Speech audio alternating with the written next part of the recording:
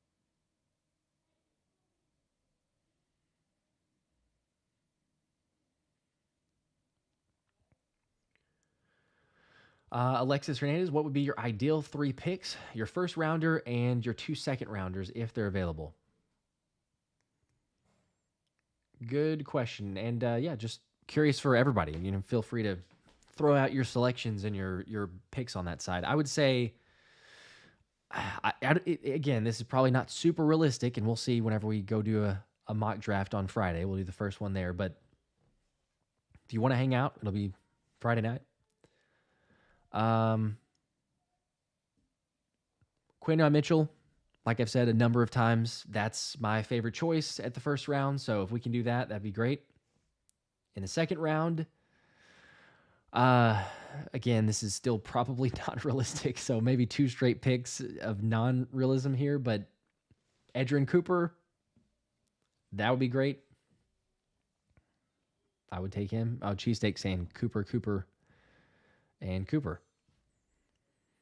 The third pick, yeah, I mean, honestly, I might be fine with that. Like, you take a Cooper Beebe. It feels like you're for sure going to get a guard. One of the second round picks, if you keep both, but one of the second round picks probably going to be guard.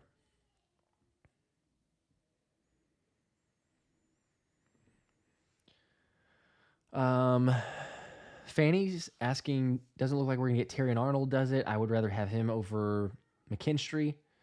I agree. I would rather have Terrion Arnold, excuse me. I don't know. If you trade up, maybe. I'm not saying it's impossible, but feels unlikely. Tyler's saying Troy Fontenot, Junior Colson, and Mike Sanderstrill. Wouldn't hate that.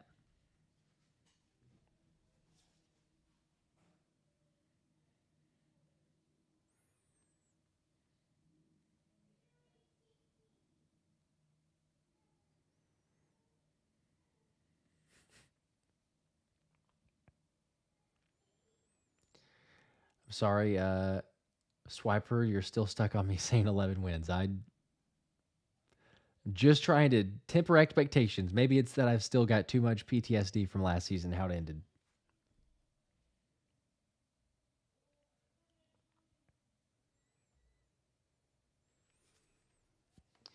Ryan Flournoy, Southeast Missouri.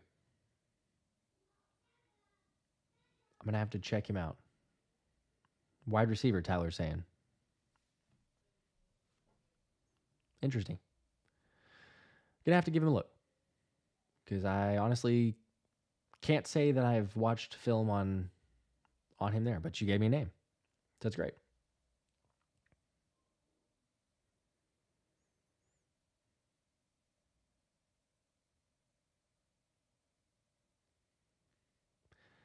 Matt Ryan.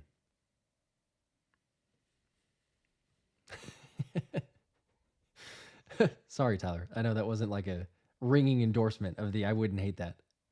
It's the fact that I just really don't want. I know a whole lot of sense, and there's I'm not a GM, so I just the idea of drafting an O lineman at 22 and not trading up or going and getting a guy or corner. I'm just stuck on corner, so that's why I say I wouldn't hate it. Those great names. I know you got your guy in Mike. Like, I know you got him later, but that's why I'm saying that, because I just would love to get one earlier. Cindy said, "You know how he's going to surprise us all." Hopefully, yeah. I mean, he usually does, so that's a good point. Maybe he surprises everybody.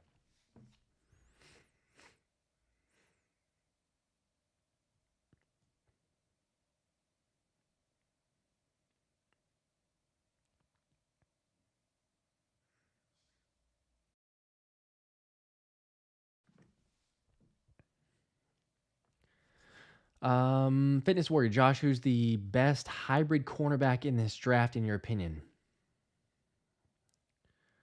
I don't know. What do you mean by that? Like, hybrid cornerback? Just curious to I guess, know more of the interpretation on that. Like hybrid cornerback is in playing press man and coverage, or like can play corner, can play some safety. I'm curious. Alexis, appreciate that. I don't necessarily disagree. I think that Quinton Mitchell fits a lot within the scheme, but I don't necessarily disagree either. Of the like, he didn't play a whole lot of press coverage in college, but I think that's why he could be really good in a Fangio system, because he's gonna not necessarily be asked to be in that quite a bit. But I can see, from Terran Arnold and his ability. Um,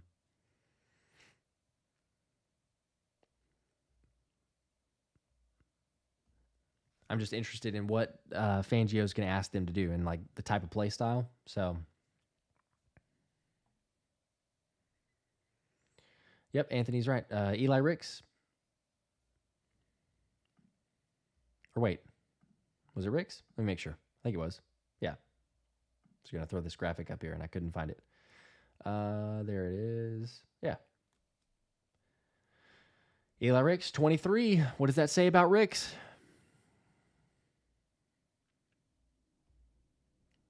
Got the MJ number.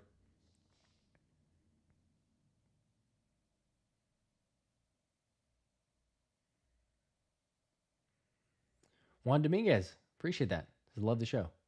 Let's go, Birds.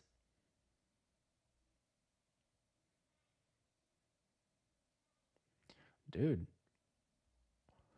Ryan Flournoy. Okay, that's a guy I gotta go watch. I gotta go watch Flournoy. 9.8.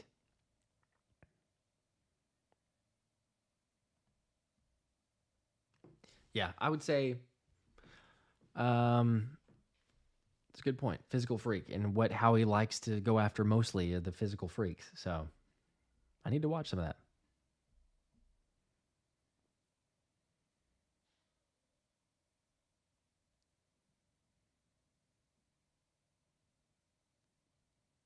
Appreciate it.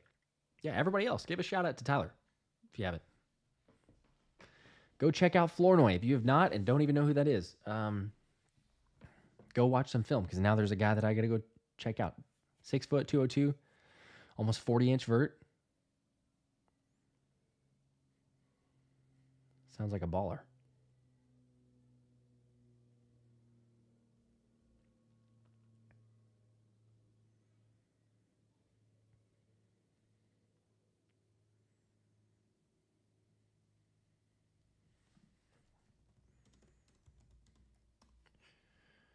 Yeah, I gotta make sure and make a note of this here.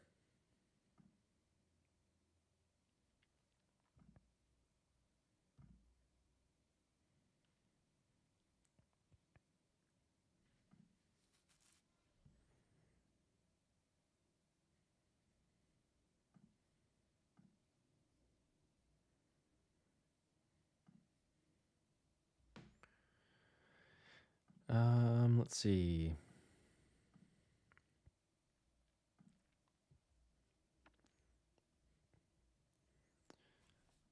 See in the comment. Okay, the hybrid corner fitness war saying press man and zone inside out like Isaiah Rodgers. Yeah. I don't know. That's a good question. Going back and forth of different ones that kind of have that hybrid ability.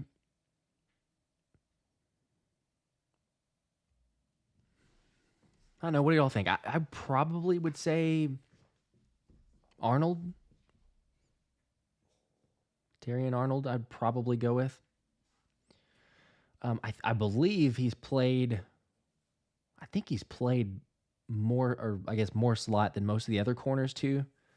I could be wrong.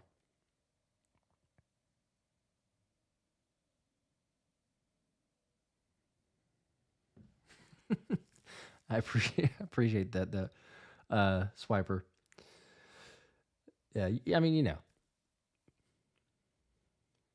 sometimes you just say stuff that. But I appreciate the pass. Tyler, yes, Malachi Corley. That would be That is one that I'm familiar with for sure. If he somehow ended up on the Birds, that would be awesome.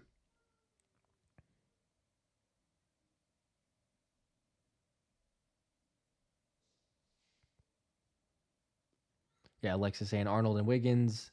Wiggins drops little because of his size. Swiper's going Arnold. I'm awake. Are you? Yes, it's Cooper, and I continue to see that. Cooper.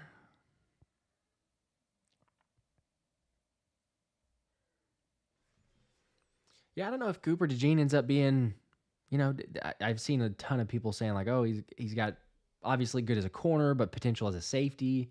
Do you immediately move him there, or do you try him at corner first and then, have the ability to move him to that side? But the only corner so far coming for a visit, so.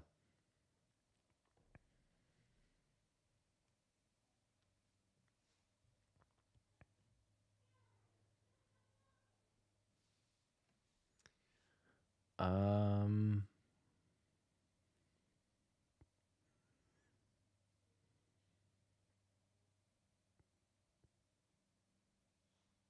Vigilant Tracker, I see that. I don't know if those are like 3 selections, but there's no way that you're getting all those 3 selections, or if those are just like 3 names you're throwing out there. But it'd be great, hey, in out of just 3 selections in general, you want to get those as the first 3. The rest of the NFL lost their mind, and you're getting Bowers, Jackson, Powers, Johnson, and Cooper DeJean. As I said earlier, Tyler, I wouldn't hate that.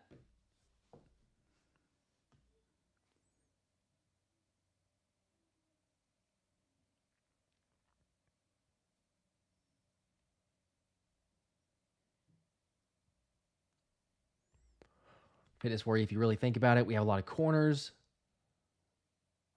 So do we draft a linebacker and safety?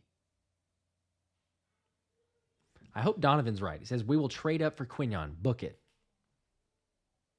It's what I want to happen. I'm really, really hoping for that. I'm Wake says Cooper will play corner and safety.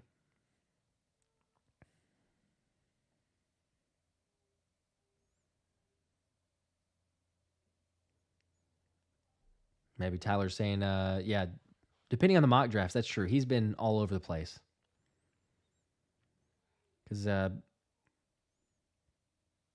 guess it depends on which one you're using too. But like PFF has him. Is he their top graded corner?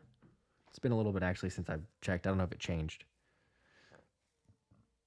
Let's see.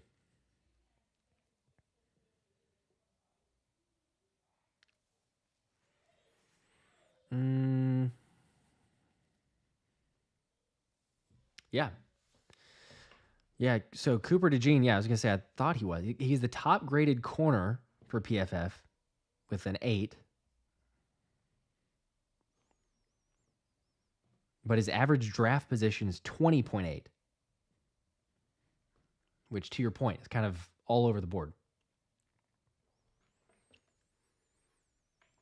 Oh, the revised question. Do we draft a linebacker and safety higher? Okay, I couldn't tell what that. Yeah.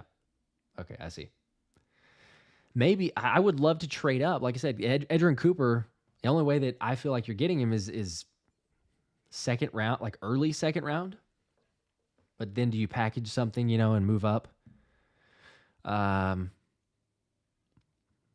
would love to see him in Philly.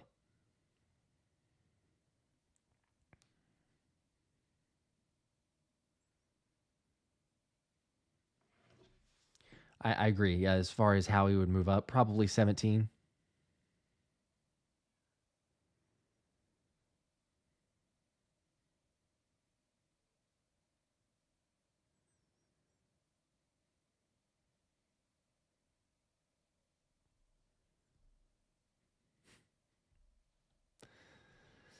Oh, come on, Tyler.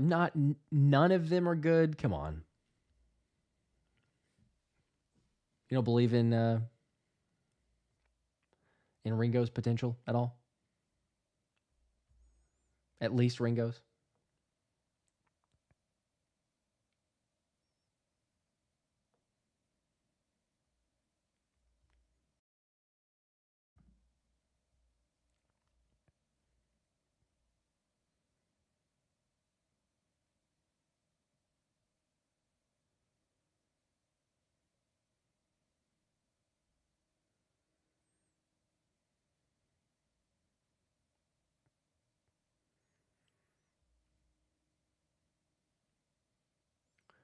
Yeah, Tristan says, do we want Cooper over Colson? Isn't Cooper more of a pass rusher than coverage guy? I mean, he has the 8 sacks, but Cooper's, I think he's solid in coverage.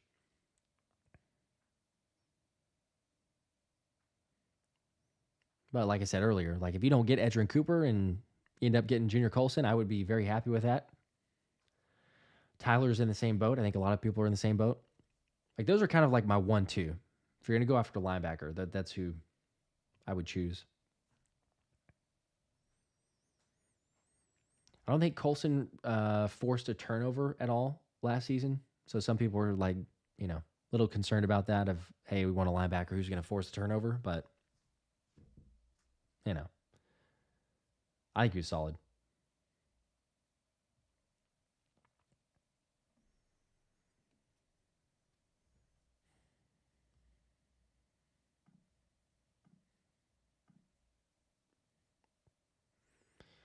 All right, I'm going to go a few more minutes here, and then I'm going to hop off. We got to go help the wife with the kiddos and everything else.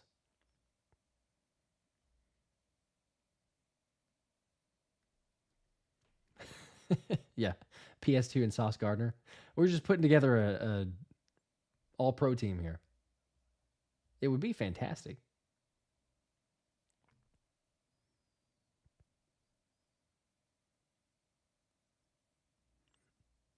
Appreciate that, Charles. Yeah, saying you got to let us know what home or away games you'll go to.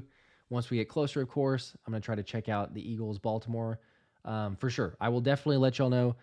The one guarantee, as long as, because there's potential, I guess, as long as the Packers are not in Brazil, that's just impossible. We're just not going to be able to make it, unfortunately. But if the Packers are coming to the link, then I will for sure be at that game. Because as most of you know, my wife is a cheesehead. So I promised her that we would go to that game and she can watch her team lose. And I'll try not to rub it in a whole lot. But that is a for sure. As long as that one's going to be in Philly, I'll be at the Eagles-Packers game. And then I'm going to figure out others. I'd like to go to Cincy. Donovan kind of sold me on that one. But I'll let you guys know.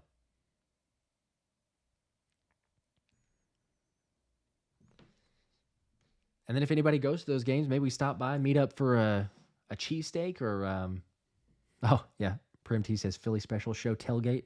That'd be great. I don't have a tailgate spot, but, you stop for a cheesesteak, go to Geno's. No, I'm kidding. We're not going to Geno's. We will go somewhere.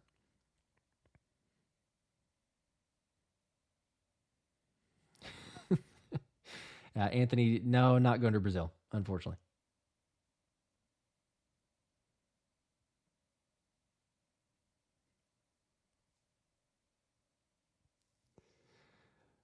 Pro 126, I appreciate that. Appreciate the 5. Heck yeah.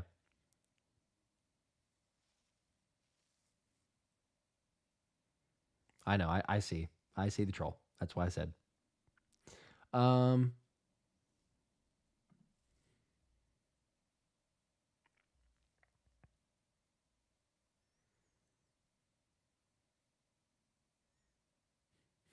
Cheesesteak. Thanks, Josh. Now go change the diaper. That's about where I'm headed.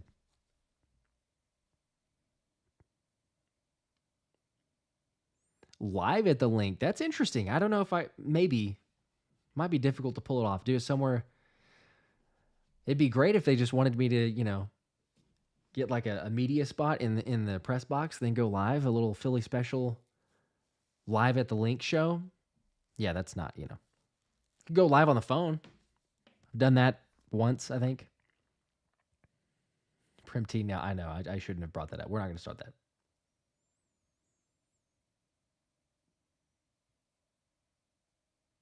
Oh, Tyler, no way. Said, forgot to say good news. In 2 more weeks, finally go to basic training for the Air Force. Finally getting my life. Dude, hey, appreciate your service. Heck yeah. Dude, that's awesome.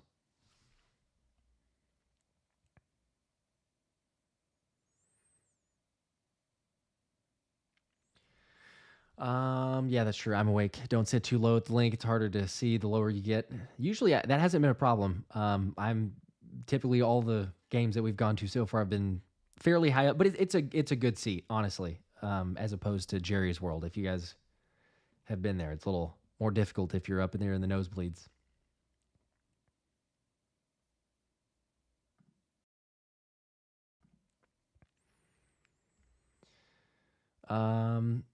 Charles, man, appreciate the 5. Stay blessed. You as well. Be blessed.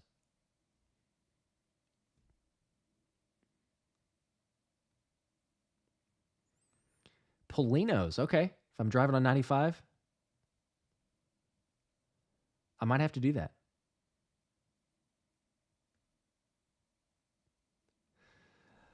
No, I didn't take it as any disrespect. Pro 126. I appreciate it. You too.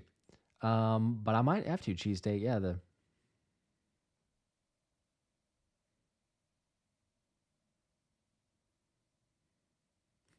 I will. If I go live, I'll give you a shout out if I go live. That was your idea. Not a bad one. It can't be during probably not during the game though, obviously.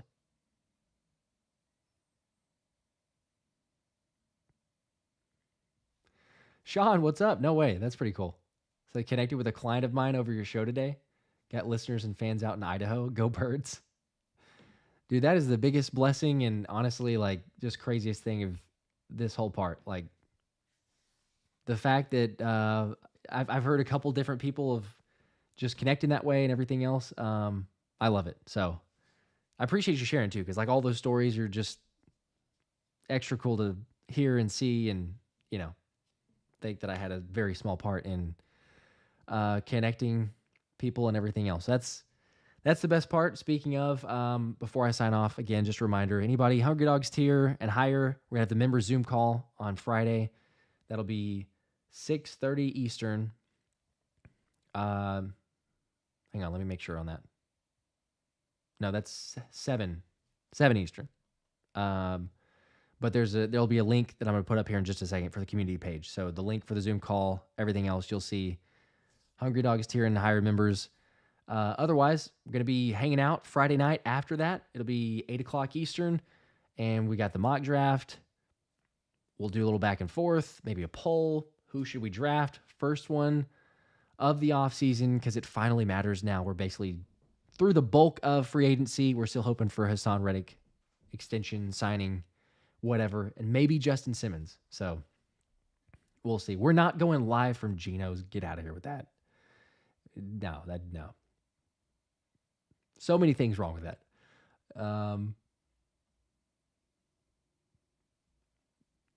Yeah. But seriously, appreciate you guys. Awesome stream. We'll see y'all Friday night. More shows to come, though, too. In the meantime, if you have not, like and subscribe. Tyler, shout out to you again. Appreciate your service. Everybody, I'm seeing other comments about being in the military as well. I hope you all already know this, but y'all are the real heroes. So you guys have a great night. Until then, we'll see you next time. Go Birds.